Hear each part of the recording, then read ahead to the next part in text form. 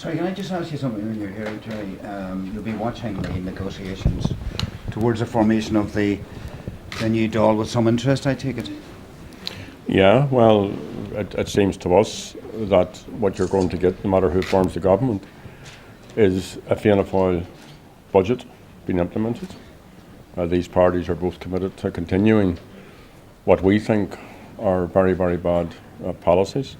You know, whoever forms the government, we wish them well, and it's a great honour to represent the state, and we will be supportive, we'll be very constructive, we won't be in opposition for the sake of it, but we will also fight tooth and nail on those issues that are important to citizens right across this island, but particularly in terms of the universal social charge. It should go.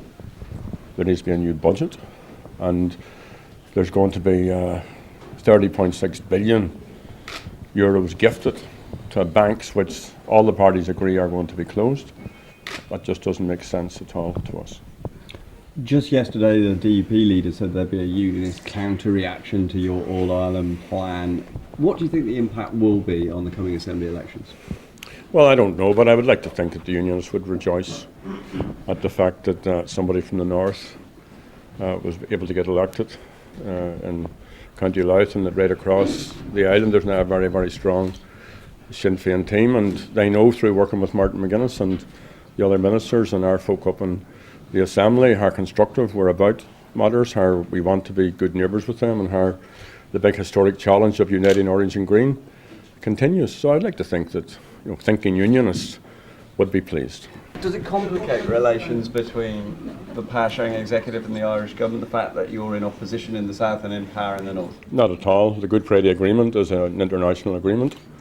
The Irish government are part of that agreement. We will look to them to ensure that it's implemented. There are dimensions of it which have not yet been fully delivered on, and between Martin's leadership here in the north and the Sinn Féin team in the south, we just keep pushing ahead in a very therapeutic, gentle but positive and consistent way to make sure that all of these obligations are honoured. Yesterday, Mark Peter Robinson and I both spoke to Andy Kenny, and he is anxious to come north as quickly as possible.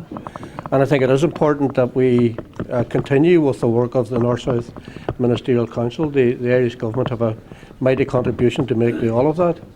But I mean, we're here at a very significant time in our history. We're here now in the centre of Belfast with the new TD for Louth and the new TD for Dublin Central. And I was asked yesterday by a leading unionist in the Assembly, would I not have liked to have been a TD? And I said, yes, I'd like to be TD for Mid-Ulster. Okay, folks. That's us.